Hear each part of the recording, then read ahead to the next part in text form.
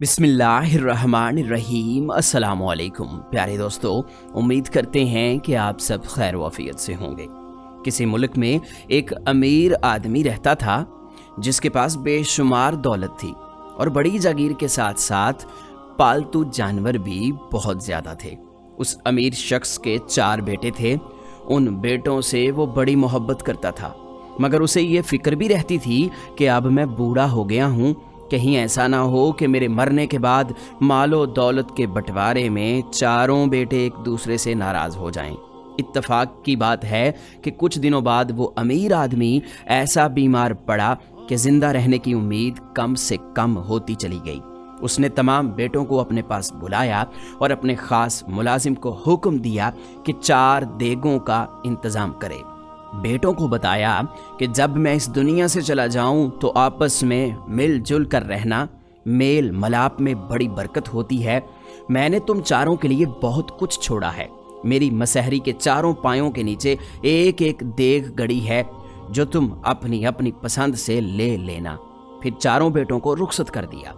कुछ देर के बाद जब देगें आ गईं तो मुलाजिम की मदद से उनमें से जो कुछ भरना था वो भरा और चारों पायों के नीचे उन देगों को गाड़ दिया।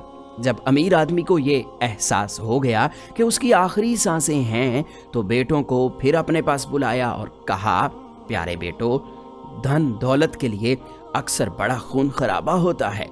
मैंने अपनी पूरी मलकियत 4 हिस्सों में तकसीम कर दी।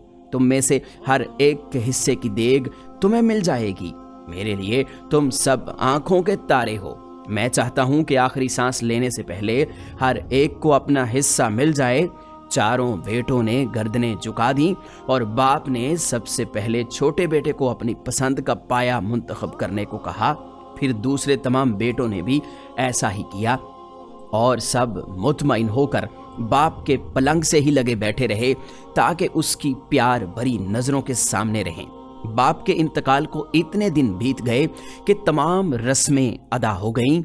40वें का एहतमाम भी सब बेटों ने मिलकर बड़े शानदार तरीके से किया। दौलत की कमी न थी, खैर खैरात के सिलसिले जारी रहे। आखिर एक दिन सब भाइयों ने फैसला किया कि अपनी अपनी देगों को देखा जाए कि मरहूम ने किसको क्या दिया है। चारों ने अपने अपने हिस्से की देग को निकाला तो इंतहाई हैरत हुई कि एक देग में हीरे और जवाहरात थे, दूसरी देग सोने से भरी हुई थी, मगर तीसरी और चौथी में कुछ न था सिवाय इसके कि एक में मट्टी भरी हुई थी और दूसरे में सिर्फ हड्डियां थीं। जिन बेटों को हीरे जवाहरात और सोने वाली देगें मिली वो तो बहुत खुश नजर आए, जबकि मट्टी और हड्डियों से भरी देगों वाले बड़े रंजीदा रंजीदा और नाराज दिखाई दिए। उन्होंने ऐसी देगें कबूल करने से इनकार कर दिया और पुरजोर अल्फाज में शिकायत करने लगे कि मरहूम बाप का तो ये कहना था कि मलकियत में सबको बराबर मिलेगा। चूंकि चारों भाई अपने बाप को इंसाफ पसंद और नेक दिल ख्याल करते थे, इसलिए आपस में झगड़ने की बजाय ये मुनासिब समझा कि कोई ऐसा अक्लमंद शख्स तलाश किया जाए जो ये बता सके कि मट्टी वाली और हड्डियों वाली देग लेकर वो क्या कर पाएंगे। जब तलाश करने के बावजूद कोई ना मिला तो सबको ये ख्याल आया कि बादशाह सलामत के दरबार में उनके बाप की बड़ी इज्जत थी, इसलिए बेहतर होगा कि बादशाह के पास जाएं और देखें कि वो इस बारे में क्या कहता है। जिनको बहुत माल मिला था उन्होंने भी यही सोचा कि बादशाह सलामत बड़े अक्लमंद हैं, वैसे भी ये कैसे हो सकता है कि हमारे 2 भाई मलकियत से महरूम रहें। ज़रूर कोई ना कोई इस बात में हिकमत है जो 2 भाई मालो दौलत के बगैर हैं। वैसे अब्बा जान ने तो हम सबको अपनी अपनी पसंद का फैसला करने की इजाज़त दी थी। अब ये हमारी किस्मत थी कि किसको क्या मिला। चारों भाई पूरी तैयारी करके बादशाह के महल की तरफ चल पड़े। रास्ते में देखा कि बादशाह का चहेता शहजादा घोड़े पर सवार होकर कहीं सैरो शिकार को जा रहा है। चारों भाई तेजी से आगे बढ़े और बड़े भाई ने शहजादे से पूछा, मियाँ शहजादे, हमारे बादशाह सलामत कहाँ तशरीफ़ रखते हैं? शहजादा बड़ी बेरुखी से बोला, वो महल में मौजूद हैं, मगर कुछ दिमागी खलल है। शहजादा ये कहकर आगे बढ़ गया। चारों भाइयों को बड़ा ताज्जुब हुआ कि ऐसा मेहरबान, खुदा तरस और नेक दिल बादशाह भला पागल कैसे हो सकता है। खैर, आपस के मशवरे से ये तय पाया कि महल तक जाना ज़रूर चाहिए। मुमकिन है शहजादा बाप से खफा हो और उसने हमें टालने के लिए ऐसा कह दिया हो। जब वो दरबारी मुहाफिजों से इजाज़त लेकर महल के अंदर दाखिल हुए तो उनकी मुलाकात शहजादी से हुई, जो शाही बाग में अपनी खादमाओं के साथ मौजूद थी। दरियाफ्त करने पर शहजादी ने बताया कि बादशाह अपने दरबार में बैठा हुआ है मगर अंधा है। ये बात सुनकर चारों भाइयों को बड़ा अफसोस हुआ और ताज्जुब भी हुआ कि शहजादे ने तो बाप को पागल कहा और शहजादी ने अंधा कह दिया। जरूर कुछ न कुछ गड़बड़ जरूर है। चारों भाई कई बरस पहले अपने अमीर बाप के साथ महल की एक आलीशान शाही तकरीब में शरीक हुए थे और बादशाह की मलका भी इनको जानती थी। इसलिए वो बेधड़क एक खादमा के साथ मलका से मिले, जिसने शहजादे और शहजादी की बात से अलग ही एक बात कही कि 12 महीने पहले बादशाह का इंतकाल हो चुका है। चारों भाई मायूस होकर वापस जाने लगे तो मलका ने रोका और बोली, बेशक तुम बादशाह के पास जाओ, वो अपने दरबार में बैठा हुआ है, मगर मेरे लिए वो साल भर से मर चुका है। अब चारों भाइयों की जान में जान आई। मलका ने उन्हें खास खातिमा के साथ बादशाह के पास भिजवा दिया। जब वो दरबार में पहुंचे तो दरबारियों का हुजूम न था, बल्कि बादशाह अपने खास वजीर से कुछ मशवरा कर रहा था। जैसे ही उसकी नज़र चारों पर पड़ी, वो पहचान गया कि ये मरहूम दरबारी अमीर के बेटे हैं। इसलिए बादशाह ने बड़ी शफकत भरी नज़रों से उनका इस्तकबाल किया और हाथ से करीब आने का इशारा दिया।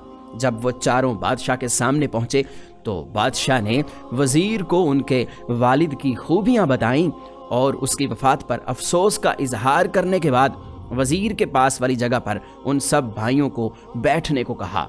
तब बड़े भाई ने अर्ज किया, बादशाह सलामत, हम एक खास मकसद के तहत आपके पास आए हैं। बादशाह ने तमाम हाल अहवाल गौर से सुना, मगर अपने मुंह से कुछ न कहा, बल्कि चंद लम्हों तक खामोशी से सोचता रहा कि आखिर ये माजरा क्या है। चारों भाई इस इंतजार में थे कि बादशाह सलामत क्या फरमाते हैं। इन्हें ये तो मालूम था कि बादशाह की अक्लमंदी सारे मुल्क में मशहूर है। अचानक बादशाह की जुबान से जो अल्फाज निकले वो ये थे कि तुम्हारे वालिद ने बहुत अच्छा किया। ये सुनकर उन दो भाइयों के मुंह लटक गए, जिनकी देगों में मट्टी और हड्डियों के सिवा कुछ न था। बादशाह ने अपनी बात को आगे बढ़ाते हुए कहा कि जिसको हीरे जवाहरात मिले वो उसकी किस्मत, सोना पाने वाले की भी अपनी तकदीर, लेकिन मट्टी और हड्डियों की देगें पाने वाले भी नुकसान में नहीं। मट्टी का मतलब ये है कि तमाम जमीनों का मालिक ये बेटा होगा, और हड्डियों वाली देग का मतलब ये है कि तमाम घोड़े, ऊंट और दूध देने वाले जानवरों का मालिक हड्डियों की देग वाला बेटा होगा। बादशाह ने जो कुछ कहा, सब भाइयों ने उस पर खुशी का इजहार किया और बड़े अदब से शुक्रिया अदा करते हुए अर्ज की कि आपका साया हमारे सरों पर कायम रहे। हम आपके खादिम हैं और इंशाअल्लाह हम मिलजुल कर रहेंगे। रुखसत होते वक्त बड़े भाई को शहजादे, शहजादी और बादशाह की मलका का ख्याल आया तो उसने बादशाह से कहा कि अगर आप इजाज़त दें तो हम कुछ ऐसी बातें अपनी ज़ुबान पर लाना चाहते हैं जिनका ताल्लुक़ आली जाह से है। बादशाह ने जवाब दिया, हाँ हाँ, जो कुछ कहना है ज़रूर कहो। बड़े भाई ने बताया कि जब हम हुजूर की खिदमत में हाजिर होने को आ रहे थे तो शहजादे से मुलाकात हुई, जिसने आपके दिमाग में खलल की बात कही। फिर शहजादी साहिबा से मिले तो उन्होंने आपको नाबीना कहा और मलका आलिया ने तो आपको मार ही दिया। हमें इन बातों की कुछ समझ नहीं आई। अभी बात पूरी भी ना हुई थी कि बादशाह ने मुस्कुराते हुए बात का बाकी हिस्सा अपनी जुबान से पूरा कर दिया। मगर शहजादे, शहजादी और मलका ने जो कुछ भी कहा है, मैं तुम्हें उन सब बातों का सबब बताऊंगा। चारों भाइयों ने बड़ी आजिज़ी से तायद करते हुए अपने सरों को झुका लिया। तो बादशाह ने बताना शुरू किया कि शहजादा अब 18 साल का होने वाला है। मैं चाहता हूं कि तालीम और तरबियत में जो कमी रह गई है वो पूरी हो जाए और उसके बाद उसकी शादी ब्याह के लिए मैं कुछ करूं और फिर आखिर में उसे तख्तो ताज सौंप कर अपनी बाकी जिंदगी दरवेशी में गुजार दूं। मगर वो हथेली पर सरसों जमाना चाहता है, यानी वो चाहता है कि उसकी जल्द शादी कर दी जाए और राजपाट भी उसके हवाले कर दिया जाए, जबकि मैं ऐसा नहीं कर सकता, इसलिए वो मुझे पागल समझता है। शहजादी के मामले में भी मैं फिक्रमंद रहता हूँ। किसी जवान की तलाश में हूँ जो कि मुनासिब हो तो मैं उससे उसका रिश्ता तय कर दूँ, जबकि अभी मेरे ख्याल में उसकी तालीम और तरबियत अधूरी है। मगर वो शायद ये सोचती है कि जल्द अज जल्द उसकी शादी हो जाए, इसलिए वो मुझसे नाखुश रहती है और वो नाराज नजर आती है मगर मुंह से कुछ नहीं कहती। मलका ने जो कुछ कहा वो इसलिए है कि साल भर पहले हम दोनों सैरो तफरीह पर भी जाया करते थे, अक्सर खाने भी खाते और मज़े मज़े की बातें भी करते थे। लेकिन अल्लाह का करना ऐसा हुआ कि हमारे मुल्क की खुशहाली और तरक्की के दुश्मनों ने ये बात पसंद न की कि गरीब लोग बड़े जागीरदारों की गुलामी से आज़ाद हो जाएं। तुम्हें मालूम होगा कि मैंने बेज़मीन काश्तकारों को ज़मीन देकर ये हौसला दिया कि आज वो अपने खेतों और बागों के मालिक हैं और आज वो कितनी अच्छी फसलें उगा रहे हैं। जागीरदारों का गिरोह उनको तरह तरह से धमका रहा है। रोज़ाना बेशुमार शिकायतें और फरियादें सुनता हूँ। मैं जब तक मजलूमों को जुल्म सितम से आज़ाद ना करा लूँ चैन से नहीं बैठता। हर वक्त अपने दरबार में मौजूद रहता हूँ ताकि कोई फरियादी या फिर कोई बेसहारा मायूस न जाए। बेशक मलका को मेरी कमी महसूस होती है, मगर उसे भी सोचना चाहिए कि अल्लाह ताला ने मुझे ये ताजो तख्त ऐश करने को नहीं दिया। जब तक सारे लोग सुखी ना हो जाएं, मेरा सुख किस काम का। बादशाह सलामत ये कहकर खामोश हो गए और चारों भाइयों को भी एहसास हो गया कि वाकई उनके मुल्क का बादशाह बड़ा नेक दिल, अक्लमंद और अवाम की खिदमत करने वाला है। सब ने अदब से रुखसत होने की इजाज़त मांगी। बादशाह ने दुआएं देते हुए कहा कि तुम सब मेरी नसीहत याद रखना कि एक रहो और नेक रहो। कारसाज़े हकीकी तुम्हें शादो आबाद रखे। प्यारे दोस्तों, हमारी ये कहानी आपको कैसी लगी कमेंट बॉक्स में अपनी राय ज़रूर दीजिएगा। हमारी वीडियोस को लाइक कीजिएगा, दोस्तों के साथ शेयर भी कीजिएगा और मज़ीद इस तरह की वीडियोस के लिए आप हमारा चैनल यूनिवर्सल इन्फो सब्सक्राइब कर लीजिएगा।